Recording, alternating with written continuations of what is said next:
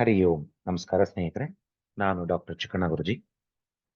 ಸುಮಾರಷ್ಟು ಜನ ಗುರುಗಳೇ, ನಮ್ಗೆ ಸುಮಾರು ಕನ್ಫ್ಯೂಷನ್ ಆಗ್ಬಿಟ್ಟಿದೆ. ಒಬ್ಬೊಬ್ರು ಒಂದೊಂದ್ ತರ ಹೇಳ್ತಾರೆ. ಪಿತೃಗಳನ್ನ ಫೋಟೋ ಎಲ್ಲಿಡಬೇಕು, ಯಾವ ದಿಕ್ಕಿಗೆ ಇಡಬೇಕು, ಉತ್ತರ ಗೋಡೆಗೆ ತಗ್ಲಾಕ್ಬೇಕಾ, ದಕ್ಷಿಣ ಗೋಡೆಗೆ ತಗ್ಲಾಕ್ಬೇಕಾ, ಅಥವಾ ಹಾಲಲ್ಲಿ ಇಡ್ಬೋದಾ ಬೇಡವಾ, ರೂಮಲ್ಲಿ ಇಟ್ಕೋಬೋದಾ ಬೇಡವಾ ಅಂತ ಹಲವಾರು ಪ್ರಶ್ನೆಗಳು ಅನ್ನ ಕೇಳಿದ್ರು. ಅವ್ರಿಗೆ ಸೂಕ್ತವಾದಂತ ಮಾರ್ಗದರ್ಶನ ಕೊಟ್ಟಿದ್ದೆ. ಇಲ್ಲಿ ನಾನು ಸಾಕಷ್ಟು ಜನಕ್ಕೆ ಇದರ ಬಗ್ಗೆ ತಪ್ಪಭಿಪ್ರಾಯಗಳೇನಾದ್ರು ಇದ್ರೆ ಅದರ ವೈಜ್ಞಾನಿಕ ಹಿನ್ನೆಲೆ ಆಧಾರದ ಮೇಲೆ ಯಾಕೆ ಕೆಲವು ಜಾಗದಲ್ಲಿ ಇಡಬಾರದು ಅಂತ ಹೇಳ್ತಾರೆ ಅನ್ನುವ ಒಂದು ನಿಜಾಂಶವ ಅನ ಎಲ್ರಿಗೂ ತಿಳಿಸುವಂತ ನಿಟ್ಟಿನಲ್ಲಿ ಈ ವಿಡಿಯೋನ ನಾನು ಮಾಡ್ತಾ ಇದ್ದೀನಿ. ಹಾಗಾದ್ರೆ ಬನ್ನಿ ಸ್ನೇಹಿತರೆ, ಈ ಪಿತೃಗಳ ಫೋಟೋ ಬಗ್ಗೆ ಹಲವಾರು ವಿಚಾರಗಳನ್ನ ನಾವು ತಿಳ್ಕೊಳ್ಳೋಣ. ಈ ವಿಡಿಯೋದಲ್ಲಿ ನಾನು ಈ 5 ಪ್ರಮುಖವಾದಂತಹ ವಿಚಾರಗಳನ್ನ ನಾನು ಹೇಳ್ಕೊಡ್ತಾ ಇದ್ದೀನಿ, ತಿಳಿಸ್ಕೊಡ್ತಾ ಇದ್ದೀನಿ. ಒಂದು, ಪಿತೃಗಳ ಫೋಟೋ ಹೇಗಿರಬೇಕು, ಅದರ ಅಳತೆ ಎಷ್ಟಿರಬೇಕು, ಮತ್ತೆ ಪಿತೃಗಳ ಫೋಟೋ ಎಲ್ಲಿ ಇಡಬಾರದು, ಅದಕ್ಕೆ ಯಾಕೆ ಕಾರಣ ಏನು ಅನ್ನೋದ್ರ ಬಗ್ಗೆ ನಾನು ವಿಚಾರ ತಿಳಿಸ್ಕೊಡ್ತಾ ಇದ್ದೀನಿ. ಈ ಒಂದು ಕಾರಣನ ಅರ್ಥ ಮಾಡ್ಕೊಂಡ್ರೆ ನಿಮಗೆ ಇರತಕ್ಕಂತ ಆಲ್ಮೋಸ್ಟ್ ಎಲ್ಲಾ ಸಂಶಯನು ನಿವಾರಣೆ ಆಗತ್ತೆ ಅಂತ ನಾನು ಭಾವಿಸಿದ್ದೀನಿ. ಮತ್ತೆ ವಾಸ್ತುಶಾಸ್ತ್ರದ ಪ್ರಕಾರ ನಮ್ಮ ಮನೆಯಲ್ಲಿ ಪಿತೃಗಳಿಗಾಗಿ ಸೀಮಿತವಾಗಿ ಇರತಕ್ಕಂತ ಜಾಗ ಯಾವುದು, ಮತ್ತೆ ಪಿತೃಗಳ ಫೋಟೋ ಎಲ್ಲಿಡಬೇಕು, ಈ ಆಧಾರದ ಮೇಲೆ, ವಾಸ್ತುಶಾಸ್ತ್ರದ ಆಧಾರದ ಮೇಲೆ ನಾವು ಪಿತೃ ಫೋಟೋಗಳನ್ನ ಎಲ್ಲಿ ಇಡಬೇಕಾಗತ್ತೆ. ಮತ್ತೆ ನಮ್ಮ ಮನೆಯಲ್ಲಿ ತುಂಬಾನೇ ಪಿತೃಗಳ ಫೋಟೋ ಇದೆ, ಅಥವಾ ಹಿರಿಯ 2 ರಿಂದ 3 ತಲೆಮಾರುಗಳ ಫೋಟೋಗಳಿದೆ, ಅದನ್ನ ಏನ್ ಮಾಡಬೇಕು, ಎಲ್ಲಿಡಬೇಕು ಅನ್ನೋದ್ರ ಬಗ್ಗೆ ನಾನು ಮಾಹಿತಿಯನ್ನ ಕೊಡ್ತಾ ಇದ್ದೀನಿ. ಈಗ ನಾವು ಒಂದೊಂದಾಗಿ ವಿಚಾರಗಳನ್ನ ತಿಳ್ಕೊಳ್ತಾ ಹೋಗೋಣ. ಮೊದಲನೇದಾಗಿ, ಪಿತೃಗಳ ಫೋಟೋ ಹೇಗಿರಬೇಕು ಅನ್ನೋದ್ರ ಬಗ್ಗೆ ಕೆಲವು ನಾನು ವಿಚಾರಗಳನ್ನ ತಿಳಿಸ್ಕೊಡ್ತೀನಿ. ಮೊದಲನೇದು, ತುಂಬಾ ಹಳೆಯ ಪಿತೃಗಳ ಫೋಟೋ ಹಾಕಿದ್ರೆ ಅದನ್ನ ಸೂಕ್ಷ್ಮವಾಗಿ ನೀವು ಗಮನಿಸಿ. ಫೋಟೋಗಳು ಹರಿದಿರಬಾರ್ದು, ಅಥವಾ ತುಂಬಾ ಹಳೆ ಫೋಟೋನೇ ಇದ್ದು ಫ್ರೇಮ್ ಎಲ್ಲಾನು ಗೆದಲ್ ತಿನ್ನೋವಂಥದ್ದು, ಮರ ತಿಂದೋಗುವಂಥದ್ದು, ನೀರೆಲ್ಲ ಬಿದ್ದು ಅದೆಲ್ಲ ಹೋಗಿದೆ ಅಂತದ್ದಾಗ್ಲಿ, ಅಥವಾ ಗಾಜು ಹೊಡೆದಿರೋದು, ಅಥವಾ ಫ್ರೇಮ್ ಹಾಳಾಗಿದೆ, ಫ್ರೇಮ್ ಎಲ್ಲ ಒಂದ್ ಕಡೆ ಎಲ್ಲ ಕಟ್ಟಾಗಿದೆ, ಮೃದೋಗಿದೆ, ಆ ತರದ ಫೋಟೋಗಳನ್ನ ನಾವು ಮನೆಯಲ್ಲಿ, ಅಂದ್ರೆ ಆ ಪಿತೃಗಳ ಫೋಟೋನ ನಾವು ಬಳಸಬಾರ್ದು. ಅಂದ್ರೆ ಅರ್ಥ ಏನು, ಹರಿದೋಗಿರ್ಬಾರ್ದು, ಅಥವಾ ಗಾಜು ಹೊಡೆದಿರಬಾರ್ದು, ಅಥವಾ ಫ್ರೇಮ್ ಹಾಳಾಗಿರ್ಬಾರ್ದು. ಒಂದ್ ವೇಳೆ ಪಿತೃಗಳ ಫೋಟೋ ಹರಿದೋಗಿದ್ರೆ ಅದಕ್ಕೆ ಸ್ವಲ್ಪ ಹಾಲು ಹಾಕಿ ಅದನ್ನ ನೀರಲ್ಲಿ ವಿಸರ್ಜನೆ ಮಾಡಿ ಮತ್ತೆ ಹೊಸ ಫೋಟೋವನ್ನ ನೀವು ಮಾಡಿಸ್ಬೇಕಾಗತ್ತೆ.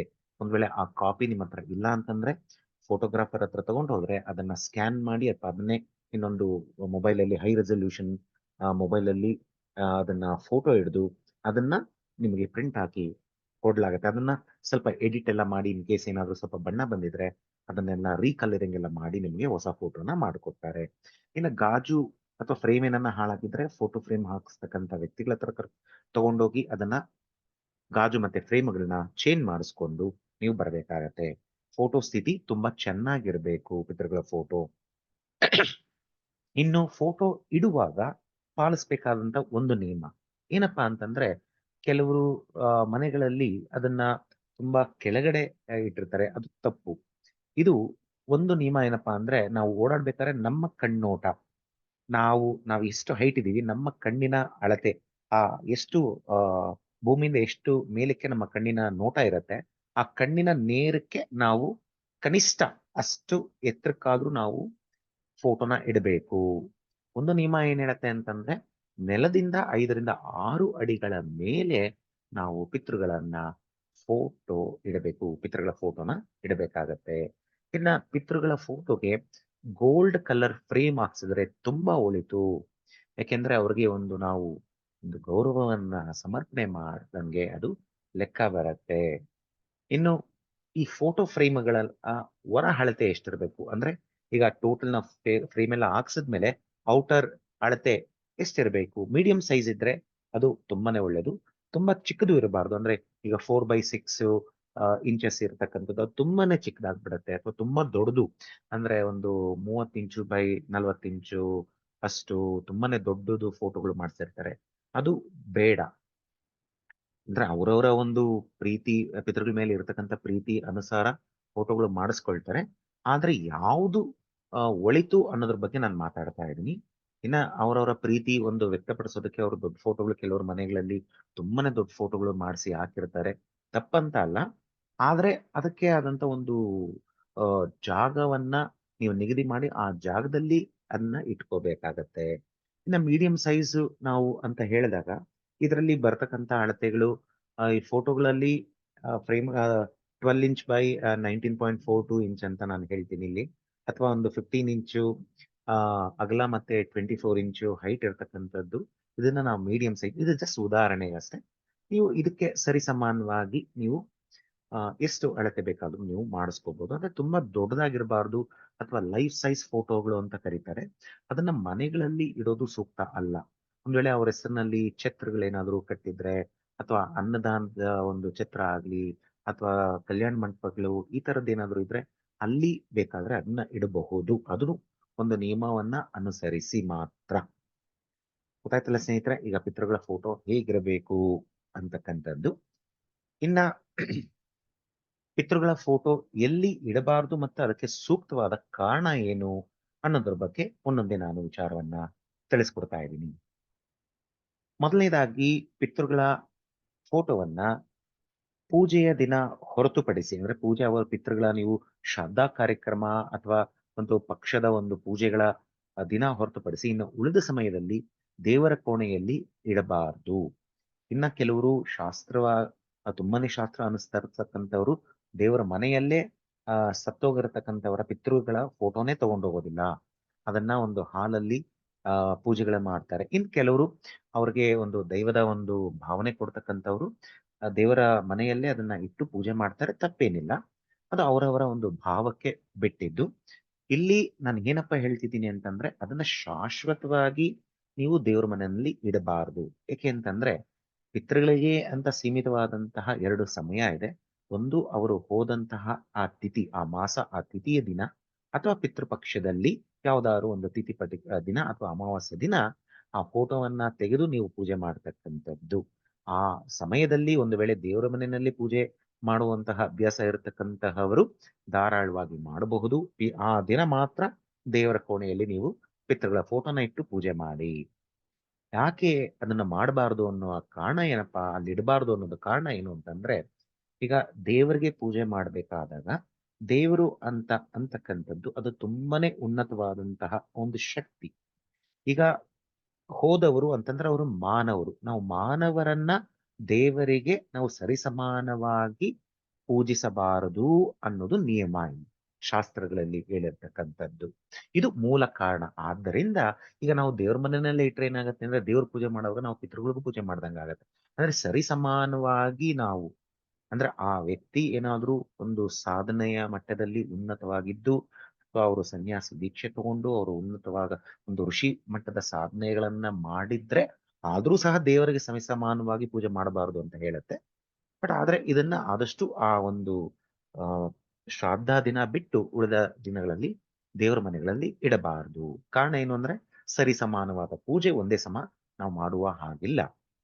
ಎರಡನೇದು, ಮನೆಯ ಸೆಂಟರ್ ಭಾಗ ಅಂದ್ರೆ ಮಧ್ಯ ಭಾಗ ಅದನ್ನ ನಾವು ವಾಸ್ತುನಲ್ಲಿ ಬ್ರಹ್ಮಸ್ಥಾನ ಅಂತ ಕರಿತೀವಿ. ಈ ಬ್ರಹ್ಮಸ್ಥಾನದ ವಲಯದಲ್ಲಿ ಪೂಜೆಗಳಿಗೆ ಮಾತ್ರ ಸೀಮಿತವಾಗಿರ್ತಕ್ಕಂತಹ ಜಾಗ. ಈ ಜಾಗಗಳಲ್ಲಿ ಪಿತೃಗಳ ಅಂದ್ರೆ ಹೋದವರ ಫೋಟೋಗಳನ್ನ ಇಡಬಾರದು. ಯಾಕಪ್ಪ ಅಂತಂದ್ರೆ ಕಾರಣ ಏನು, ಆ ಜಾಗ ಆ ಬ್ರಹ್ಮ ಅಂದ್ರೆ ದೇವರಿಗೆ ಸೀಮಿತವಾಗಿರ್ತಕ್ಕಂಥ ಜಾಗ. ಆದ್ದರಿಂದ ಈ ಕೆಲವರು ಹೊಸದಾಗಿ ಮನೆಗಳು ಕಟ್ಟಿಸ್ತಕ್ಕಂಥವ್ರು ಅಥವಾ ಹೊಸ ಇಂಜಿನಿಯರ್ಸ್ ಏನ್ ಮಾಡ್ತಾರೆ ಅಂದ್ರೆ, ಆ ಬ್ರಹ್ಮ ಸ್ಥಾನದಲ್ಲೇ ದೇವರ ಮನೆಗಳನ್ನ ಕೆಲವು ಮನೆಗಳಲ್ಲಿ ಪ್ಲಾನ್ ಮಾಡಿ ಅದನ್ನ ಮಾಡಿಸಿರ್ತಾರೆ. ತಪ್ಪಂತ ಏನಿಲ್ಲ, ಆ ಬ್ರಹ್ಮಸ್ಥಾನ ದೇವರ ಪೂಜೆಗೆ ಸೀಮಿತ ಆಗಿರೋದ್ರಿಂದ ಅದು ಒಂದು ವೇಳೆ ಅಲ್ಲಿ ಅವಕಾಶ ಇದ್ರೆ ಕೆಲವರು ಮಾಡಿಕೊಡ್ತಾರೆ. ಇನ್ನು ಅಡಿಗೆ ಮನೆಯಲ್ಲಿ ಅಥವಾ ಊಟದ ಡೈನಿಂಗ್ ಹಾಲ್ ರೂಮ್ ನಲ್ಲಿ ಪಿತೃಗಳ ಫೋಟೋಗಳನ್ನ ಇಡಬಾರದು. ಕಾರಣ ಏನು ಅನ್ನೋದನ್ನ ತಿಳ್ಕೊಳ್ಳೋಣ. ವಾಸ್ತು ಪ್ರಕಾರ ಅಡಿಗೆ ಮನೆ ನಾವು ಸೂಚಿಸ್ತಕ್ಕಂಥದ್ದು ಆಗ್ನೇಯ ದಿಕ್ಕು. ಆ ದಿಕ್ಕಿಗೆ ಅಧಿಪತಿ ಶುಕ್ರ. ಅಲ್ಲಿ ನಮಗೆ ಅದೃಷ್ಟ ಮತ್ತೆ ಸಂಪತ್ತನ್ನ ವೃದ್ಧಿ ಮಾಡತಕ್ಕಂತಹ ಜಾಗ. ಈ ಜಾಗದಲ್ಲಿ ನಾವು ಸಕಾರಾತ್ಮಕವಾಗಿ ಇರತಕ್ಕಂತಹ ಫೋಟೋ ಆಗ್ಲಿ ಅಥವಾ ವಸ್ತುಗಳನ್ನ ನಾವು ಇಟ್ಕೊಂಡಷ್ಟು ನಮಗೆ ಒಳ್ಳೆಯದು, ಅಭಿವೃದ್ಧಿಗೆ ಕಾರಕ ಆಗತ್ತೆ, ಕಾರಣ ಆಗತ್ತೆ.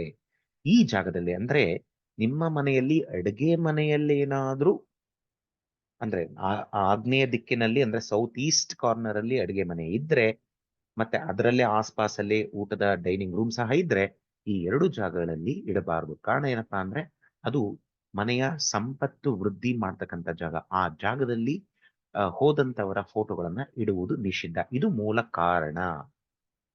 ಇನ್ನು ಮಲಗುವ ಕೋಣೆಯಲ್ಲಿ ಸಹ ನಾವು ಫೋಟೋಗಳನ್ನ ಇಡಬಾರದು. ಕಾರಣ ಏನು ಅಂತಂದ್ರೆ ಮೊದಲನೇದಾಗಿ ಇಲ್ಲಿ ನಾವು ಎನರ್ಜಿ ಅಂತ ಹೇಳ್ತೇವೆ. ಒಂದು ಹೋದವರಂತ ಫೋಟೋಗಳನ್ನ ನೋಡಿದಾಗ ಒಂದು ನಾವು ತುಂಬಾನೇ ಎಮೋಷನ್ ಆಗ್ಬಿಡ್ತೀವಿ. ಅವರ ಜೊತೆ ಇರತಕ್ಕಂತ ಆ ನೆನಪುಗಳು ಕಾಡತ್ತೆ. ಅವರ ಒಂದು ಪ್ರೀತಿ ಬಾಂಧವ್ಯನ ನಮ್ಮನ್ನ ಕಾಡಿ ಅದನ್ನ ನಾವು ಪ್ರತಿದಿನ ನಾವು ಮಲಗುವಂತ ಕೋಣೆನಲ್ಲಿ ಅದನ್ನ ಇಟ್ಟಾಗ ಅದನ್ನ ನಾವು ನೋಡಿದಾಗ ಆ ಭಾವನೆಗಳು ಬಂದಾಗ ನಮ್ಮ ದಿನನಿತ್ಯದ ಕೆಲಸಗಳ ಮೇಲೆ ಅದು ಒತ್ತಡ ಬೀರತ್ತೆ. ನೀವು ಒಂದು ಲವಲವಿಕೆಯಿಂದ ಇರೋದಕ್ಕಾಗೋದಿಲ್ಲ. ಆ ನೆನಪುಗಳು ಕಾಡತ್ತೆ ಎನ್ನುವ ಕಾರಣದಿಂದ ಮಲಗುವ ಮನೆಯಲ್ಲಿ ಇಡಬಾರದು. ಇದು ಮೊದಲನೇ ಕಾರಣ. ಎರಡನೇ ಕಾರಣ ಏನಪ್ಪಾ ಅಂತಂದ್ರೆ ಈಗ ಗಂಡ ಹೆಂಡತಿ ಮದುವೆ ಆಗಿರ್ತಕ್ಕಂಥವ್ರು ಮಲಗುವಂತ ರೂಮ್ನಲ್ಲಿ ಒಂದು ದೇವರ ಅದರಲ್ಲೂ ಕೆಲವು ಶಾಸ್ತ್ರದ ಪ್ರಕಾರ ಇರ್ತಕ್ಕಂಥ ಫೋಟೋಗಳನ್ನ ಹೊರತುಪಡಿಸಿ ಯಾವ ಫೋಟೋಗಳನ್ನು ಅಲ್ಲಿ ಇಟ್ಕೋಬಾರದು ಅಂತ ಇದೆ, ಆ ನಿಯಮ ಇದೆ. ಆದ್ರಿಂದ ವಾಸ್ತು ನಿಯಮಗಳನ್ನ ನಾವು ನೋಡಿದಾಗ ಮಲಗುವ ಮನೆಯಲ್ಲಿ ಹೋದಂತಹ ಪಿತೃಗಳ ಫೋಟೋಗಳ ಇಟ್ಟುಕೊಳ್ಳೋದು ನಿಷಿದ್ಧ. ಗೊತ್ತಾಯ್ತಲ್ಲ ಸ್ನೇಹಿತರೆ? ಇನ್ನಷ್ಟು ಕಾರಣಗಳನ್ನ ನಾವು ನೋಡ್ತಾ ಹೋಗೋಣ. ಇನ್ನು ಆಗ್ಲೇ ನಾನು ಹೇಳಿದಂಗೆ ಎಲ್ಲೇ ನಾವು ಪಿತೃಗಳ ಫೋಟೋಗಳನ್ನ ಇಟ್ರು ಅದನ್ನ ದೇವರ ಫೋಟೋಗಳಿಗೆ ಸರಿಸಮಾನವಾಗಿ ಅಂದ್ರೆ ಒಂದೇ ಸಮನಾಗಿ ದೇವ್ರ ಫೋಟೋ ಇಟ್ಟಿರ್ತೀವಿ, ಅದ್ರ ಪಕ್ಕನೆ ಪಿತೃಗಳ ಫೋಟೋ ಇಡ್ತೀವಿ. ಅಥವಾ ಒಂದು ದೇವ್ರ ಫೋಟೋ ಇಟ್ಟಿರ್ತೀವಿ, ಎಕ್ಸಾಕ್ಟ್ಲಿ ಅದಕ್ಕೆ ಆಪೋಸಿಟ್ ಆಗಿ ನಾವು ಪಿತೃಗಳ ಫೋಟೋ ಇಡ್ತಕ್ಕಂಥದ್ದು. ಅಥವಾ ಪಿತೃಗಳ ಫೋಟೋ ನಾವು ಮೇಲೆ ಇಟ್ಬಿಟ್ಟಿದೀವಿ, ಅದ್ರ ಕೆಳಗಡೆ ನಾವು ದೇವ್ರ ಫೋಟೋನ ಇಡತಕ್ಕಂಥದ್ದು. ಇವೆಲ್ಲ ಮಾಡಬಾರದು. ಇದು ಏನಪ್ಪಾ ಅಂತಂದ್ರೆ ನಾವು ದೈವಕ್ಕೆ ಈಗ ನಾವು ನೀವು ಎಲ್ಲ ನನ್ನ ಮೊದಲುಗೊಂಡು ನಾವು ನೀವು ಮತ್ತೆ ಪಿತೃಗಳು ಎಲ್ಲ ನಾವು ಮಾನವರು. ನಮ್ಮಿಂದ ಉನ್ನತವಾಗಿರ್ತಕ್ಕಂಥ ಒಂದು ಶಕ್ತಿ ಅಂತಂದ್ರೆ ಆ ದೈವ. ಆ ದೈವಕ್ಕೆ ನಾವು ಉನ್ನತವಾದಂತ ಸ್ಥಾನನ ಕೊಡಬೇಕು. ಅದರ ಕೆಳಗಡೆ ನಮ್ಮಗಳ ಫೋಟೋ ಅಂದ್ರೆ ಆಶೀರ್ವಾದ ಭಗವಂತನ ಪಾದದ ಅಡಿಯಲ್ಲಿ ನಾವು ಇರಬೇಕು ಅನ್ನುವ ಒಂದು ಕಾರಣ. ಯಾಕೆ ನಾವು ಸರಿಸಮಾನವಾಗಿ ಅಥವಾ ಅದನ್ನ ಪಿತೃಗಳ ಫೋಟೋ ಕೆಳಗಡೆ ನಾವು ಇಡಬಾರದು ಅಂತ ಹೇಳ್ತೀವಿ ಅಂದ್ರೆ ಇದೇ ಕಾರಣ. ಯಾಕಂದ್ರೆ ದೇವರಿಗೆ ನಾವು ಆ ಉನ್ನತವಾದಂತ ಸ್ಥಾನ ಕೊಟ್ಟಿರ್ತೀವಿ. ಅದು ಉನ್ನತವಾದಂತ ಶಕ್ತಿ, ಅದು ಉನ್ನತವಾದಂತ ಮಟ್ಟ. ಆ ಮಟ್ಟದಕ್ಕೆ ಸರಿಸಮಾನ ಯಾರು ಇಲ್ಲ. ನಾವು ಮಾನವರು, ನಾವು ಆ ಲೆವೆಲ್ಗೆ ನಾವು ಇರೋದಿಲ್ಲ. ಇನ್ನಷ್ಟು ಕಾರಣಗಳೇನಪ್ಪಾ ಅಂತಂದ್ರೆ ಕೆಲವರಿಗೆ ಆ ಈ ಮನೆ ಒಳಗ್ ಬಂದ ತಕ್ಷಣ ನಮ್ಗೆ ಅಲ್ಲಿ ಫೋಟೋ ಕಾಣ್ಬೇಕು ಅಂತ ಅಂದ್ಬಿಟ್ಟು ಮನೆಗೆ ಒಳಗೆ ಬಂದ ತಕ್ಷಣ ಅಲ್ಲಿ ಫೋಟೋ ಕಾಣೋ ತರ ಅಂದ್ರೆ ಪಿತೃಗಳ ಫೋಟೋ ಕಾಣೋ ತರ ಇಟ್ಟಿರ್ತಾರೆ. ಅದು ಇಡಬಾರದು. ಯಾಕೆಂದ್ರೆ ಮನೆಯೊಳಗೆ ಬಂದ ತಕ್ಷಣ ನಮಗೆ ಒಂದು ದೈವದ ಒಂದು ದರ್ಶನ ಆಗಬೇಕೇ ಹೊರತು ಹೋದವರ ಆ ದರ್ಶನ ಅಲ್ಲ. ಅದಕ್ಕಾಗಿ ಒಂದು ಸೀಮಿತವಾದಂತ ಜಾಗ ಇದೆ. ಆದ್ರೆ ನಾವು ಪ್ರತಿನಿತ್ಯ ನಾವು ಅದನ್ನ ನಾವು ಅಳವಡಿಸ್ಕೊಂಡಾಗ ಆ ಎಮೋಷನಲ್ ಪ್ರತಿ ಕ್ಷಣನೂ ಎಮೋಷನ್ ಆಗ್ತಾ ಇದ್ರೆ ಅದರಿಂದ ಡಿಟ್ಯಾಚ್ ಆಗಿ ಅವರು ಮೂವ್ ಆನ್ ಆಗೋದಿಲ್ಲ. ಯಾವುದೇ ಒಂದು ಕುಟುಂಬದಲ್ಲಿ ಆ ತರ ಪಿತೃಗಳು ಹೋದಾಗ ಆಮ್, ಆ ಯಾರು ಬಿಟ್ಟೋದಾಗ ಅಗಲ್ದಾಗ ಅವರ ಫೋಟೋಗಳನ್ನ ಆ ಒಂದು ನಿಗದಿಯಾದಂತ ಸಮಯವನ್ನ ಹೊರತುಪಡಿಸಿ ಬೇರೆ ಸಮಯದಲ್ಲಿ ಒಂದು ಕಡೆ ಇಟ್ಟಿರ್ತಕ್ಕಂಥದ್ದು. ಆ ಕಾರಣದಿಂದ ಮನೆ ಒಳಗ್ ಬಂದ ತಕ್ಷಣ ಅದು ಕಾಣೋ ತರ ಇರಬಾರದು. ಅದು ಒಂಥರ ನಕಾರಾತ್ಮಕವಾದಂತ ಭಾವನೆಗಳನ್ನ ಆ ಆ ಉತ್ಪತ್ತಿ ಮಾಡತ್ತೆ ಮನಸ್ಸಿನಲ್ಲಿ ಅನ್ನೋದು ಮುಖ್ಯ ಕಾರಣ. ಇನ್ನು ಮನೆಯಲ್ಲಿ ಪಾದರಕ್ಷೆಗಳನ್ನ ಬಿಡುವ ಕಡೆ ಪಿತೃಗಳ ಫೋಟೋ ಇಡಬಾರದು. ಇನ್ನ ಆ ಫೋಟೋ ಎಲ್ಲಿ ಇಟ್ಟಿರ್ತೀರಾ ಅದ್ರ ಕೆಳಗಡೆ ಆಸ್ಪಾಸಲ್ಲಿ ಒಂದು ಹತ್ರ ಎಡ ಬಲ ಭಾಗದಲ್ಲಿ ಶೌಚಾಲಯ ಇರಬಾರದು. ಪಾದರಕ್ಷೆಗಳು ಹತ್ರ ಎಲ್ಲೂ ಇರಬಾರದು. ಯಾಕೆ ಅಂತಂದ್ರೆ ನಾವು ಪಿತೃ ಅಂದ್ರೆ ಈಗ ಅವ್ರನ್ನ ನಾವು ಒಂದು ಆಹ್ ಶಕ್ತಿ ರೂಪದಲ್ಲಿ ನಾವು ನೋಡ್ತಕ್ಕಂಥದ್ದು. ಅವ್ರಿಗೆ ನಾವು ಗೌರವ ಸಲ್ಲಿಸ್ಬೇಕು ಅಂದಾಗ ಆ ಫೋಟೋ ಕೆಳಗಡೆ ಪಾದರಕ್ಷೆಗಳನ್ನ ಇರಿಸೋದಾಗ್ಲಿ, ಶೌಚಾಲಯದ ಅಕ್ಕಪಕ್ಕಗಳಲ್ಲಿ ಎಲ್ಲಾದ್ರೂ ಅದನ್ನ ಫೋಟೋಗಳಿಡುವಂಥದ್ದು ಅವೆಲ್ಲ ಮಾಡಬಾರದು. ಇದು ಪಿತೃಗಳ ಕೋಪಕ್ಕೆ ಅಥವಾ ದೋಷಕ್ಕೆ ಕಾರಣ ಆಗತ್ತೆ. ಇನ್ನು ಮನೆಯ ಮುಖ್ಯ ದ್ವಾರದ ಮೇಲೆ ಅಂದ್ರೆ ಈಗ ನಾವು ಮನೆಯಿಂದ ಹೊರಗಡೆ ಹೋಗ್ತಾ ಇದ್ದೀವಿ, ಆ ಮೇನ್ ಡೋರ್ ಅಂತ ನಾವ್ ಏನ್ ಹೇಳ್ತೀವಿ ಅದರ ಮೇಲೆ ಪಿತೃಗಳ ಫೋಟೋ ಇಡ್ತಕ್ಕಂಥದ್ದು ಅಥವಾ ಪೂಜಾ ಕೋಣೆ ಮೇಲ್ಗಡೆ ಫೋಟೋ ಇಡ್ತಕ್ಕಂಥದ್ದು ಮಾಡಬಾರದು. ಯಾಕೆಂತಂದ್ರೆ ಈಗ ಮುಖ್ಯ ದ್ವಾರದ ಮೇಲೆ ಭಗವಂತನ ಫೋಟೋವನ್ನ ಅಥವಾ ಯಾವುದಾದ್ರೂ ಒಂದು ರಕ್ಷಾ ಯಂತ್ರವನ್ನ ಹೊರತುಪಡಿಸಿ ಅಥವಾ ದೇವಸ್ಥಾನಗಳಲ್ಲಿ ಪೂಜೆ ಮಾಡಿ ಕೊಟ್ಟಂತ ಕಾಯಿಗಳನ್ನ ಹೊರತುಪಡಿಸಿ ಬೇರೆ ಇನ್ನೇನನ್ನು ಯಾವುದೇ ಫೋಟೋಗಳನ್ನ ಇಡಬಾರದು. ಇನ್ನ ಪಿತೃ ಫೋಟೋಗಳನ್ನ ಬದುಕಿರುವಂತಹ ವ್ಯಕ್ತಿಗಳ ಆ ಕುಟುಂಬದ ಸದಸ್ಯರ ಬದುಕಿರುವವರ ಫೋಟೋ ಜೊತೆ ಸರಿಸಮಾನವಾಗಿ ಇಡಬಾರದು. ಯಾಕೆಂದ್ರೆ ಪಿತೃ ಅಂತಂದ್ರೆ ಅದಕ್ಕೆ ಸಪರೇಟ್ ಸ್ಥಾನ. ಬದುಕಿರ್ತಕ್ಕಂಥವ್ರ ಫೋಟೋಗಳನ್ನ ಬೇರೆ ಕಡೆ ಇಟ್ಟು ಪಿತೃಗಳ ಫೋಟೋಗಳನ್ನ ಬೇರೆ ಕಡೆ ಇಡಬೇಕಾಗತ್ತೆ. ಎರಡು ಒಂದೇ ಕಡೆ ಪಕ್ಕ ಪಕ್ಕದಲ್ಲಿ ಇಡುವ ಹಾಗೆ ಇಲ್ಲ. ಆಮೇಲೆ ಒಂದೇ ಪಿತೃಗಳ ಫೋಟೋನ ಹೆಚ್ಚು ಸಂಖ್ಯೆಯಲ್ಲಿ ಇಡಬಾರದು. ಸುಮಾರು ಕಡೆ ಪ್ರತಿಯೊಂದು ರೂಮಲ್ಲೂ ಅವರು ಒಂದೊಂದು ಫೋಟೋ ಇಟ್ಕೊಳ್ಳೋಣ ಅನ್ನುವಂಥದ್ದು ಅದು ಮಾಡಬಾರದು. ಅದಕ್ಕೆ ಒಂದು ನೀವು ಕೆಲವರು ಪರ್ಸನಲ್ಲಿ ಇಟ್ಕೊಳ್ತೀರಾ, ತಪ್ಪೇನಿಲ್ಲ. ಪರ್ಸನಲಿ ಅದು ಇಟ್ಕೊಂಡ್ರು ಅದು ಯಾವಾಗ್ಲೂ ಅದನ್ನ ನೀವು ನೋಡುವಂಥದ್ದು ಪರ್ಸ್ ತೆಗೆದಾಗ ನಿಮಗೆ ಕಾಣಬೇಕು, ಆ ಒಂದು ಅಟ್ಯಾಚ್ಮೆಂಟ್ ಇರುತ್ತೆ, ಅದು ತೊಂದರೆ ಇಲ್ಲ. ಬಟ್ ಆದ್ರೆ ನೀವು ಎಲ್ಲಾ ಕಡೆನೂ ರೂಮುಗಳಲ್ಲಿ ಅದನ್ನ ಇಟ್ಕೊಳ್ತಕ್ಕಂಥದ್ದು ತಪ್ಪು. ಯಾಕೆಂದ್ರೆ ಈಗ ಆಲ್ರೆಡಿ ನಾನು ಹೇಳಿದೀನಿ ಇಡಬಾರದು ಅಂತ. ಸೊ ಹಾಗಾಗಿ ನಾನು ತಿಳಿಸ್ಕೊಡ್ತೀನಿ ಎಲ್ಲಿ ಇಡಬೇಕು ಅಂತ. ಅದರಿಂದ ಹೆಚ್ಚು ಸಂಖ್ಯೆ ಎಲ್ಲಾ ಕಡೆನೂ ಇಡುವಂತ ಅದು ಅವಶ್ಯಕತೆ ಇರೋದಿಲ್ಲ.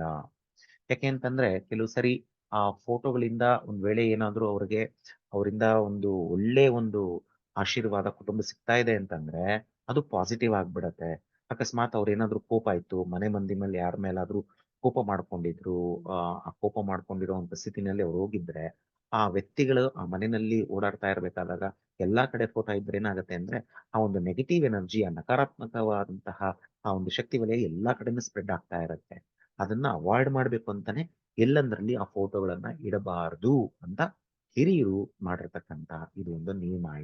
ಅದು ವಾಸ್ತುಶಾಸ್ತ್ರದ ಪ್ರಕಾರ ಒಂದು ಶಕ್ತಿ ವಲಯದ ಒಂದು ಪ್ರಯೋಗಗಳ ಆಧಾರದ ಮೇಲೆ ಸಹ ಅದನ್ನ ಎಲ್ಲಂದ್ರಲ್ಲಿ ಇಡುವಂತದ್ದು ನಿಷಿದ್ಧ. ಇನ್ನು ವಾಸ್ತುಶಾಸ್ತ್ರದ ಪ್ರಕಾರ ಪಿತೃಗಳಿಗೆ ಸೀಮಿತವಾಗಿರ್ತಕ್ಕಂತಹ ಜಾಗ ಏನಾದ್ರು ಇದೆಯಾ ನಮ್ಮ ವಾಸ್ತುಶಾಸ್ತ್ರದಲ್ಲಿ? ಖಂಡಿತವಾಗೂ ಇದೆ. ಇದರ ಬಗ್ಗೆ ನಾನು ತಿಳಿಸ್ಕೊಡ್ತಾ ಇದ್ದೀನಿ. ಈಗ ನಮ್ಮ ವಾಸ್ತುಶಾಸ್ತ್ರವನ್ನ ನಾವು ನೋಡೋದಾದ್ರೆ, ಈಗ ನೀವು ನಿಮ್ಮ ಮನೆ ಎಷ್ಟೇ ಚದರ ಕಟ್ಟಿರಿ, ಅದನ್ನ ನಾವು 32 ನಾವು ಝೋನ್ ಅಂತ ಕರಿತೀವಿ. ಆ 32 ವಲಯಗಳಲ್ಲಿ 2 ವಲಯವನ್ನ ಪಿತೃಗಳಿಗಾಗಿ ಸೀಮಿತ ಮಾಡಿದ್ದಾರೆ. ಅದರಲ್ಲೂ ಪ್ರಧಾನವಾಗಿ ನೀವು ಇಲ್ಲಿ ಎಡಗಡೆ ನೋಡ್ಬೋದು. ಈಗ ನಾನು ಇಲ್ಲಿ ನಿಮಗೆ ಸ್ಕ್ರೀನ್ ಅಲ್ಲಿ ಕಾಣಿಸ್ತಾ ಇರೋದು ಮೇಲ್ಗಡೆ ಇರತಕ್ಕಂಥದ್ದು ನಾರ್ತ್ ಉತ್ತರ, ಕೆಳಗಡೆ ಇರತಕ್ಕಂಥದ್ದು ದಕ್ಷಿಣ, ಇನ್ನ ರೈಟ್ ಸೈಡ್ ಇರತಕ್ಕಂಥದ್ದು ಪೂರ್ವ, ಎಡಗಡೆ ಇರತಕ್ಕಂಥದ್ದು ಪಶ್ಚಿಮ. ಇಲ್ಲಿ ಬಾಟಮ್ ಲೆಫ್ಟ್ ಅಲ್ಲಿ ಈಗ ನಾನು ಅದನ್ನ ನಿಮಗೆ ಮಾರ್ಕ್ ಮಾಡಿ ನಾನು ತೋರಿಸ್ತೇನೆ.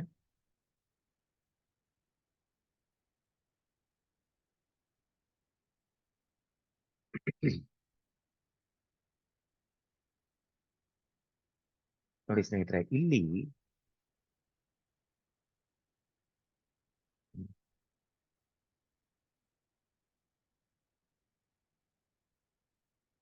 ನೋಡಿ, ಇಲ್ಲಿ ಬಾಟಮ್ ಲೆಫ್ಟ್ ಅಲ್ಲಿ ಇಲ್ಲಿ 17ನೇ ವಲಯ ಅಂತ ಕರಿತೀವಿ. ಇದು ಪಿತ್ರ ಅಂದ್ರೆ ಪಿತೃಗಳಿಗೆ ಸಂಬಂಧಪಟ್ಟಂತ ವಲಯ. ಇದನ್ನ ನಾವು ನೈಋತ್ಯ ಮೂಲೆ ಅಂತ ಕರಿತೀವಿ.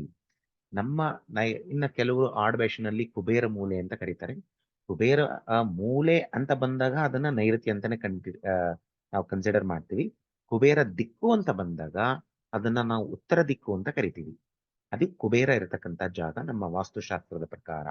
ಈ ವಾಸ್ತುಶಾಸ್ತ್ರದ ಪ್ರಕಾರ ಈಗ ನಾವು 32 ವಲಯಗಳನ್ನ ನಾವು ಭಾಗಗಳು ಮಾಡಿ ನೋಡಿದಾಗ ಈ ಸೌತ್ ವೆಸ್ಟ್ ಕಾರ್ನರ್ ಅಥವಾ ಈ ಒಂದು ನೈಋತ್ಯ ಭಾಗ ಅಂತ ಏನ್ ಹೇಳ್ತೀವಿ, ಇದು ಪಿತೃಗಳ ವಲಯ. ಈ ಪಿತೃಗಳ ವಲಯದಲ್ಲಿ ಮಾತ್ರ ನಾವು ಫೋಟೋಗಳನ್ನ ಇಡಬೇಕು. ಪಿತೃಗಳ ಫೋಟೋ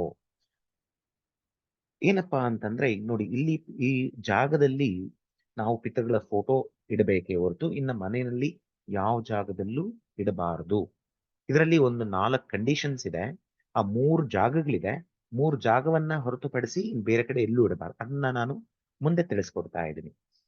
ಇನ್ನ ಎಸ್ಪೆಷಲಿ ನಮ್ಮ ಉತ್ತರ ಭಾರತ ಅಂದ್ರೆ ನಾರ್ತ್ ಇಂಡಿಯಾನಲ್ಲಿ ಹೆಚ್ಚಿನ ಜನ ಫಾಲೋ ಮಾಡತಕ್ಕಂಥದ್ದು ಈ 32 ವಲಯಗಳ ವಾಸ್ತು ಆಧಾರದ ಮೇಲೆ ಈ ಒಂದು ಸೌತ್ ವೆಸ್ಟ್ ಅಲ್ಲಿ ಪಿತೃಗಳ ಫೋಟೋ ಇಡುತ್ತಾರೆ. ಬಟ್ ಇನ್ನೊಂದೇನಪ್ಪಾ ಆಗತ್ತೆ ಅಂತಂದ್ರೆ ಆಲ್ರೆಡಿ ಕೆಲವರಿಗೆ ಸಂಶಯ ಬಂದಿರಬಹುದು. ಈಗ ನಾವು ಯೂಶಲಿ ನೈಋತ್ಯದಲ್ಲಿ ನಾವು ಮಾಸ್ಟರ್ ಬೆಡ್ರೂಮ್ ಮಾಡ್ಕೊಳ್ತೀವಲ್ಲ, ಅವಾಗ ಏನ್ ಮಾಡ್ಬೇಕು? ಒಂದು ಟೈಮಲ್ಲಿ ನಾವು ಎರಡನೇ ಪ್ರಮುಖವಾದಂತ ವಲಯ ದಕ್ಷಿಣ ವಲಯ ಅಂತ ಕರಿತೀವಿ. ಇದು ಯಮನ ಸ್ಥಾನ. ಈ 13 ಅಂತ ಏನ್ ಸಂಖ್ಯೆ ಇದೆ ಮತ್ತೆ 17, 13 ಮತ್ತೆ 17 ಈ ಎರಡು ಸಂಖ್ಯೆಗಳು ಇದು ನೀವು ಜ್ಞಾಪಕ ಇಟ್ಕೋಬೇಕಾಗತ್ತೆ. 17 ಅದು ಪಿತೃಸ್ಥಾನ, ಇದು ಯಮ.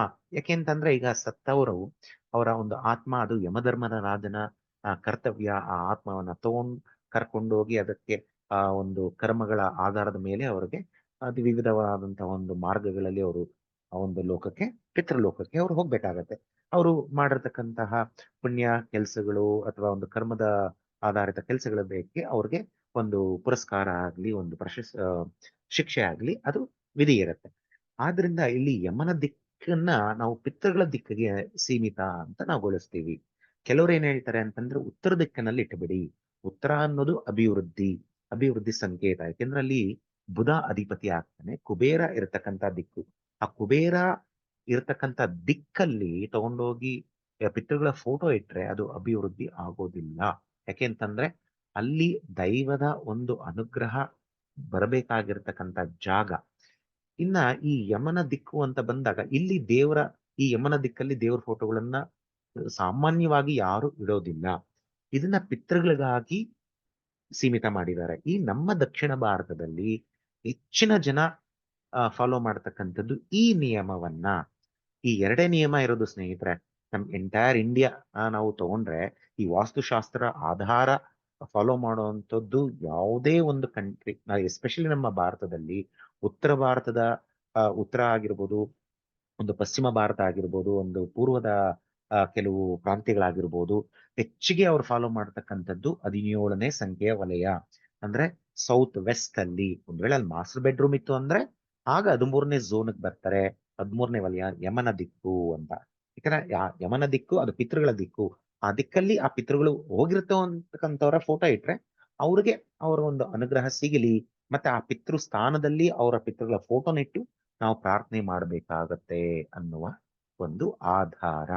ಈಗ ಗೊತ್ತಾಯ್ತಲ್ಲ ಸ್ನೇಹಿತರೆ, ವಾಸ್ತುಶಾಸ್ತ್ರದ ಆಧಾರದ ಮೇಲೆ ಈಗ ನಾವು ಇಡಬೇಕಾಗಿರತಕ್ಕಂಥದ್ದು ಈ ಎರಡೇ ಜಾಗ ಪ್ರಮುಖವಾಗಿ. ಇವೆರಡು ಆಗಲ್ಲ ಅಂದ್ರೆ ಮೂರನೇ ಜಾಗದ ಬಗ್ಗೆ ನಾನು ನಂತರ ಹೇಳ್ತೇನೆ. ಈಗ ನಾರ್ತ್ ಇಂಡಿಯನ್ಸು ಫಾಲೋ ಮಾಡ್ತಕ್ಕಂಥದ್ದು ಆ ಪಿತೃಸ್ಥಾನ 17ನೇ ಝೋನು. ಇನ್ನು ನಮ್ಮ ಸೌತ್ ಇಂಡಿಯಾದಲ್ಲಿ ಹೆಚ್ಚಿಗೆ ಫಾಲೋ ಮಾಡ್ತಕ್ಕಂಥದ್ದು ಯಮನ ಝೋನು. ಈ ಎರಡರಲ್ಲಿ ನೀವು ಎಲ್ಲಿಟ್ರು ತೊಂದರೆ ಇಲ್ಲ. ನೈಋತ್ಯದಲ್ಲಿ ಇಟ್ರು ತೊಂದರೆ ಇಲ್ಲ, ಮತ್ತೆ ದಕ್ಷಿಣದಲ್ಲಿ ಇಟ್ರು ತೊಂದರೆ ಇಲ್ಲ. ಬನ್ನಿ ಈಗ ಇನ್ನಷ್ಟು ನಾವು ಇದರ ಬಗ್ಗೆ ನಾವು ಮಾಹಿತಿಯನ್ನ ನಾವು ನೋಡೋಣ. ಪಿತೃಗಳ ಫೋಟೋ ಹಾಗಾದ್ರೆ ಈ ಒಂದು ಶಾಸ್ತ್ರದ ಆಧಾರದ ಮೇಲೆ ನಾವು ಎಲ್ಲಿ ಇಡಬೇಕಾಗತ್ತೆ ಅನ್ನೋದ್ರ ಬಗ್ಗೆ ನಾವು ನೋಡೋಣ. ಮೊದಲನೇದು ನೋಡಿ ಸ್ನೇಹಿತರೆ, ನಾನು ಹೇಳಿದಂಗೆ ಮೊದಲ ಆದ್ಯತೆ ಏನಪ್ಪಾ ಅಂತಂದ್ರೆ ನೈಋತ್ಯದಲ್ಲಿ ಸೌತ್ ವೆಸ್ಟ್ ಅಂದ್ರೆ ಸೌತ್ ವೆಸ್ಟ್ ನಲ್ಲಿ ದಕ್ಷಿಣದ ಗೋಡೆಗೆ ಉತ್ತರ ದಿಕ್ಕನ್ನು ನೋಡುವ ಹಾಗೆ ಇಡಬೇಕು. ಮತ್ತೊಮ್ಮೆ ಅರ್ಥ ಮಾಡ್ಕೊಳ್ಳಿ. ನಿಮ್ಮ ಮನೆಯ ಸೌತ್ ವೆಸ್ಟ್ ಕಾರ್ನರ್ ಅಲ್ಲಿ ಏನ್ ರೂಮ್ ಇರುತ್ತೆ ಆ ರೂಮಿನ ದಕ್ಷಿಣದ ಗೋಡೆಗೆ ನೆಲದಿಂದ ಒಂದು 5ರಿಂದ 6 ಅಡಿ ಎತ್ತರಕ್ಕೆ ಆ ಫೋಟೋವನ್ನ ಕೆಳಗಡೆ ಒಂದು ಮರದಿನದ ಪಟ್ಟಿ ಹಾಕಿ ಅದರ ಮೇಲೆ ಇಟ್ಟು ಉತ್ತರ ದಿಕ್ಕನ್ನು ನೋಡುವ ತರ ನೀವು ಫೋಟೋನ ತಗಲಾಕ್ಬೇಕಾಗತ್ತೆ. ಇನ್ನ 95% ಎಲ್ಲರ ಮನೆಗಳಲ್ಲಿ ನೈಋತ್ಯ ದಿಕ್ಕಲ್ಲಿ ಮನೆಯ ಮಾಸ್ಟರ್ ಬೆಡ್ರೂಮ್ ಇದ್ದೇ ಇರುತ್ತೆ. ಒಂದು ವೇಳೆ ನಿಮ್ಮ ಮನೆ ಮಾಸ್ಟರ್ ಬೆಡ್ರೂಮ್ ಅಲ್ಲಿದ್ರೆ ಈ ಒಂದು ಆದ್ಯತೆ ಅನ್ವಯಿಸೋದಿಲ್ಲ. ಅಂದ್ರೆ ಇದನ್ನ ನೀವು ಬಿಡಬೇಕಾಗತ್ತೆ, ಬೇರೆ ಆಪ್ಷನ್ ಅನ್ನ ನಾವು ನೋಡ್ಬೇಕಾಗತ್ತೆ. ಒಂದು ವೇಳೆ ಗುರುಗಳೇ ಈಗ ನಮ್ಮ ಮನೆ ಒಂದು 3 ಅಂತಸ್ತು ಬಿಲ್ಡಿಂಗ್ ಇದೆ, ನಾವು ಕೆಳಗಡೆ ಬಾಡಿಗೆ ಕೊಟ್ಟಿದ್ದೀವಿ. ಮೊದಲನೇ ಫ್ಲೋರ್ ಅಲ್ಲಿ ನಾವಿದೀವಿ, 2ನೇ ಫ್ಲೋರ್ನು ನಮ್ಮ ಕಸ್ಟಡಿನಲ್ಲಿದೆ. ಆದ್ರೆ ಫಸ್ಟ್ ಫ್ಲೋರ್ ಅಲ್ಲಿ ನಾವು ಮಾಸ್ಟರ್ ಬೆಡ್ರೂಮ್ ಇದೆ, ಸೆಕೆಂಡ್ ಫ್ಲೋರು ಸೌತ್ ವೆಸ್ಟ್ ಅಲ್ಲಿ ರೂಮ್ ಖಾಲಿ ಇದೆ, ನಾವು ಅಲ್ಲಿ ಇಡಬಹುದು, ಧಾರಾಳವಾಗಿ ಇಡಬಹುದು. ಅದು ಮೊದಲನೇ ಆದ್ಯತೆ. ಇದು ನಾನು ಕೊಟ್ಟಿರತಕ್ಕಂಥದ್ದು ಯಾವುದೇ ಫ್ಲೋರ್ಗೂ ಅನ್ವಯಿಸುತ್ತೆ. ಯಾವುದೇ ಫ್ಲೋರ್ ಅಂದ್ರೆ ಈಗ ಏನು ಬೆಡ್ರೂಮ್ ಅಲ್ಲೇ ನೀವು ನೈಋತ್ಯದಲ್ಲಿದ್ದು ಅದೇ ಬೆಡ್ರೂಮ್ ಅಲ್ಲಿ ಸೌತ್ ಗೋಡೆಗೆ ಹಾಕಬಾರ್ದು. ನೀವು ಕೆಳಗಡೆ ಮಲಗ್ತಾ ಇದ್ದೀರಾ, ಮೇಲ್ಗಡೆ ರೂಮಲ್ಲಿ ಆ ದಿಕ್ಕಲ್ಲಿ ಜಾಗ ಖಾಲಿ ಇದೆ ಅಂತಂದ್ರೆ ದಕ್ಷಿಣದ ಗೋಡೆಗೆ ಹಾಕೋಬಹುದು. ಇನ್ನು ಎರಡನೇ ಆದ್ಯತೆ ಅಂತಂದ್ರೆ, ನಾನಾಗ್ಲೇ ಯಮನ ಒಂದು ಸ್ಥಾನ ಅಂತ ತೋರಿಸಿದೆ.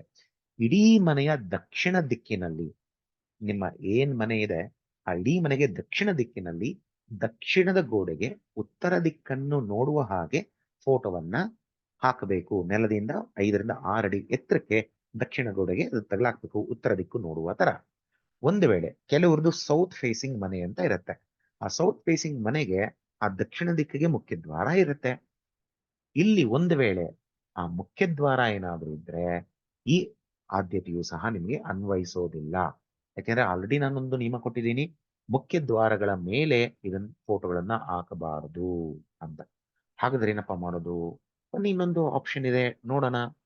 ಮೂರನೇ ಆದ್ಯತೆ ಏನಪ್ಪಾ ಅಂತಂದ್ರೆ, ಮನೆಯ ಹಾಲಿನಲ್ಲಿ ಅಥವಾ ನಮ್ಮ ಲಿವಿಂಗ್ ರೂಮ್ ಅಲ್ಲಿ ನಾವು ಏನ್ ಹೇಳ್ತೀವಿ, ಆ ಲಿವಿಂಗ್ ರೂಮ್ ಅಲ್ಲಿ ಆ ಲಿವಿಂಗ್ ರೂಮ್ ನ ನೈಋತ್ಯದಲ್ಲಿ ದಕ್ಷಿಣದ ಗೋಡೆಗೆ ಅಥವಾ ಹಾಲಿನ ನಿಮ್ಮ ಲಿವಿಂಗ್ ರೂಮ್ ನ ದಕ್ಷಿಣದ ಗೋಡೆಗೆ ಉತ್ತರ ದಿಕ್ಕನ್ನು ನೋಡೋ ಹಾಗೆ ಹಾಕಬೇಕು.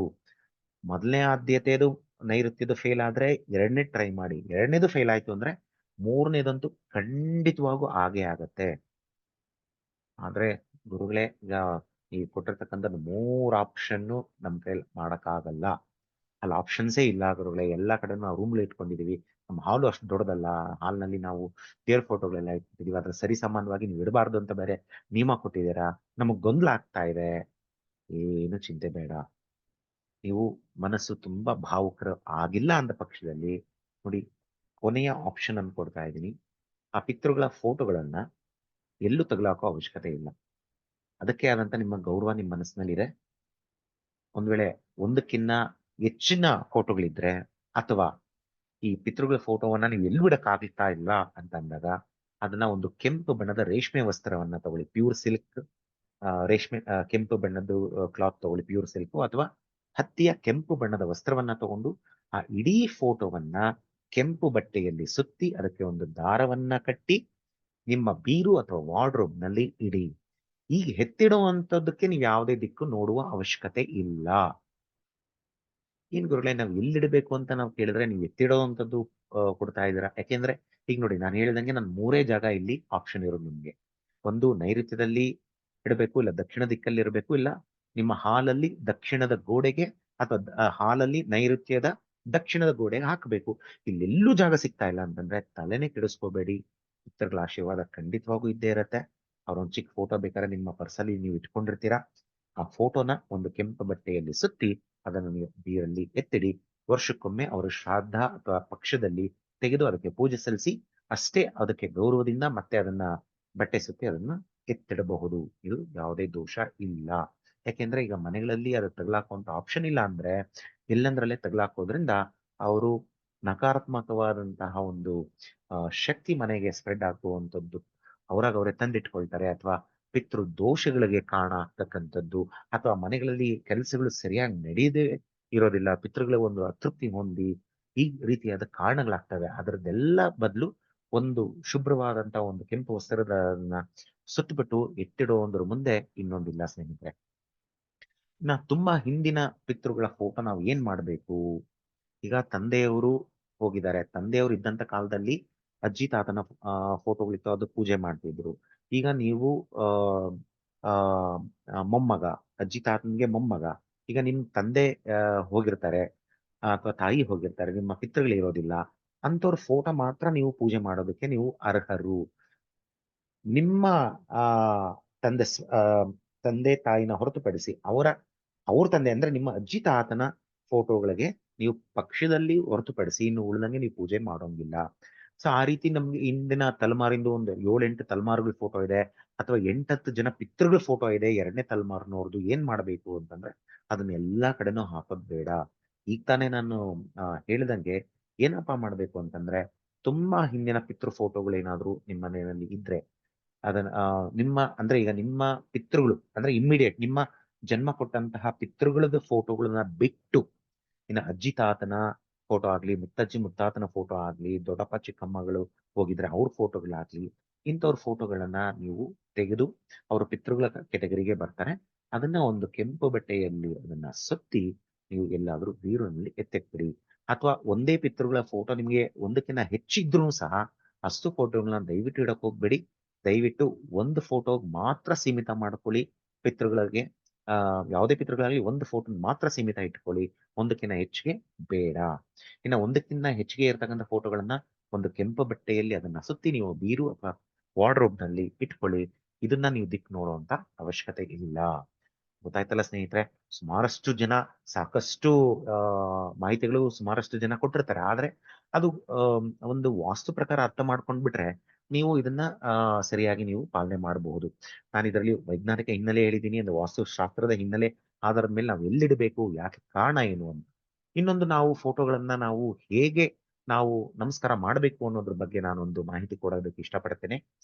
ಇಲ್ಲಿ ಏನಪ್ಪಾ ಅಂತಂದ್ರೆ, ನಾವು ದಕ್ಷಿಣ ಗೋಡೆಗೆ ನಾವು ಫೋಟೋ ಹಾಕಿದಾಗ ಏನಾಗುತ್ತೆ, ನಾವು ದಕ್ಷಿಣಕ್ಕೆ ತಿರುಕೊಂಡು ನಾವು ಪ್ರಾರ್ಥನೆ ಮಾಡ್ತೀವಿ. ಇದು ನಮಗೆ ಮುಖ್ಯವಾಗಿ ಬೇಕಾಗಿರ್ತಕ್ಕಂಥದ್ದು. ಇಲ್ಲಿ ನಾವು ದಕ್ಷಿಣ ದಿಕ್ಕಿಗೆ ನಾವು ತಿರುಕೊಂಡ ತಕ್ಷಣನೇ ಅದು ಪಿತೃಗಳ ದಿಕ್ಕಾಗತ್ತೆ. ಆ ಪಿತೃಗಳ ದಿಕ್ಕಿಗೆ ತಿರುಕೊಂಡು, ಅಂದ್ರೆ ದಕ್ಷಿಣಕ್ಕೆ ತಿರುಕೊಂಡು ನಾವು ಪ್ರಾರ್ಥನೆಯನ್ನ ನಾವು ಮಾಡ್ಬೇಕಾಗತ್ತೆ. ನಾವು ಯಾವಾಗ ದಕ್ಷಿಣದ ಗೋಡೆಗೆ ಉತ್ತರಾಭಿಮುಖ ನೋಡೋ ತರ ನಾವು ಪಿತೃಗಳ ಫೋಟೋನ ನಾವು ಹಾಕ್ತೀವಿ, ಅದರ ಮುಂದೆ ನಾವು ನಿಂತಾಗ ನಾವು ದಕ್ಷಿಣಾಭಿಮುಖವಾಗಿ ನಾವು ನಿಂತಿರ್ತೀವಿ. ಅಂದ್ರೆ ಪಿತೃಗಳ ದಿಕ್ಕನ್ನ ನಾವು ನೋಡ್ತಾ ಇರ್ತೀವಿ. ಆ ಪಿತೃಗಳನ್ನ ದಿಕ್ಕನ್ನ ನೋಡ್ಕೊಂಡು ನಾವು ನಮಸ್ಕಾರಗಳನ್ನ ಹಾಕ್ತಕ್ಕಂಥದ್ದು. ಗೊತ್ತಾಯ್ಲ ಸ್ನೇಹಿತರೆ? ಇದಿಷ್ಟು ಮಾಹಿತಿ ಪಿತೃಗಳಿಗೆ ಸಂಬಂಧಪಟ್ಟಂತದ್ದು. ನೀವು ಇನ್ನೂ ನಮ್ಮ ಚಾನಲ್ಗೆ ಸಬ್ಸ್ಕ್ರೈಬ್ ಆಗಿಲ್ಲ ಅಂದ್ರೆ ದಯವಿಟ್ಟು ಸಬ್ಸ್ಕ್ರೈಬ್ ಆಗಿ ಈ ರೀತಿಯಾದಂತಹ ಬೆಲ್ಲೈಕನ್ನ ಒತ್ತಿ. ಈ ವಿಡಿಯೋನಲ್ಲಿ ಕೊಟ್ಟಂತ ಮಾಹಿತಿ ನಿಮಗೆ ತುಂಬಾನೇ ಇಷ್ಟ ಆಗಿತ್ತು ಅಂದ್ರೆ ದಯವಿಟ್ಟು ಒಂದು ಲೈಕ್ ಅನ್ನ ಕೊಡಿ. ನೀವು ಕೊಡುವಂತ ಲೈಕ್ ಇಂದ ಸಾಕಷ್ಟು ಜನಕ್ಕೆ ಈ ಮಾಹಿತಿ ತಲುಪತ್ತೆ ಸ್ನೇಹಿತರೆ. ಇನ್ನ ನಮ್ಮ ವಿಡಿಯೋ ಚಾನಲ್ಗೆ ಹೋದ್ರೆ ಈ ರೀತಿಯಾದಂತಹ ಹಲವಾರು ವಿಡಿಯೋಗಳನ್ನ ನೀವು ನೋಡ್ಬೋದಾಗತ್ತೆ. ನಮ್ಮ ಚಾನಲ್ಗೆ ಹೋಗಿ ಅಲ್ಲಿ ವಿಡಿಯೋ ಟ್ಯಾಬ್ ಕ್ಲಿಕ್ ಮಾಡಿದ್ರೆ ಈ ರೀತಿಯಾದಂತಹ ವಿಡಿಯೋಗಳು ಬರುತ್ತೆ. ಎಲ್ರಿಗೂ ಪಿತೃಗಳ ಆಶೀರ್ವಾದ, ಭಗವಂತನ ಮತ್ತು ಗುರುಗಳ ಅನುಗ್ರಹ ಆಶೀರ್ವಾದ ಪ್ರಾಪ್ತಿರಸ್ತು. ಸರ್ವೇ ಜನ ಸುಖಿನೋ ಭವಂತು, ಸಮಸ್ತ ಸನ್ಮಂಗಳಾನಿ ಭವಂತು. ಹರಿ ಓಂ. ನಮಸ್ತೆ ಸ್ನೇಹಿತರೆ.